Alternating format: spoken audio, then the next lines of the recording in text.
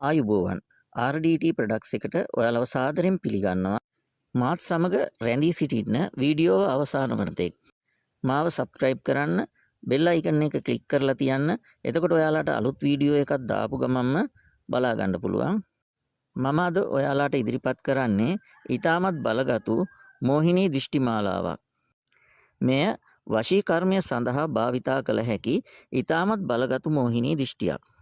මෙම මෝහිනී දෘෂ්ටියෙන් දෘෂ්ටි කරද්දී ඔයාලා අවශ්‍ය සියලුම පුද පූජා පවත්වමින් තුම්මන්සලක පාලුගයක සොහනක ඒ වගේම වතුර ගලා බසින ස්ථානයක මෝහිනියට අවශ්‍ය සියලු පුද පූජා තබා මෙම මන්ත්‍රයෙන් 108 වාර දෘෂ්ටි කරගන්න ඕනේ.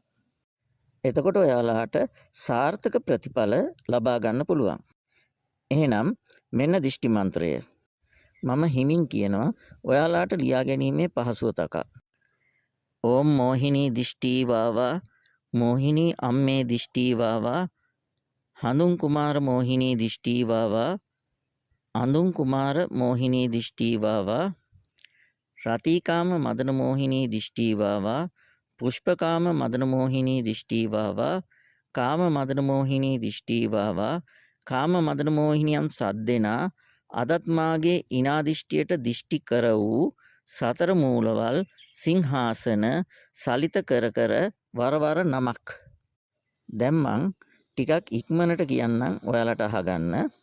ඕම් මෝහිනී දිෂ්ටි වාවා මෝහිනී අම්මේ දිෂ්ටි වාවා හඳුන් කුමාර මෝහිනී දිෂ්ටි වාවා අඳුන් කුමාර මෝහිනී දිෂ්ටි වාවා රතිකාම මදන මෝහිනී දිෂ්ටි වාවා පුෂ්පකාම මදන මෝහිනී දිෂ්ටි වාවා කාම මදන මෝහිනී දිෂ්ටි වාවා කාම මදන මෝහිනියන් සද්දෙනා දත්මාගේ ඉනා දිෂ්ටියට දිෂ්ටි කර වූ සතර මූලවල් සිංහාසන සලිත කර කර වරවර නමක්.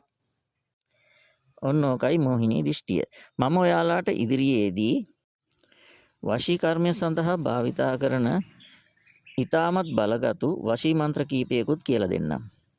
රණ්ඩු සරුවල් ඇති පවුල්, වෙන්වුණු පවුල් එක් කිරීම වගේ යහපත් කටයුතු කරන්න.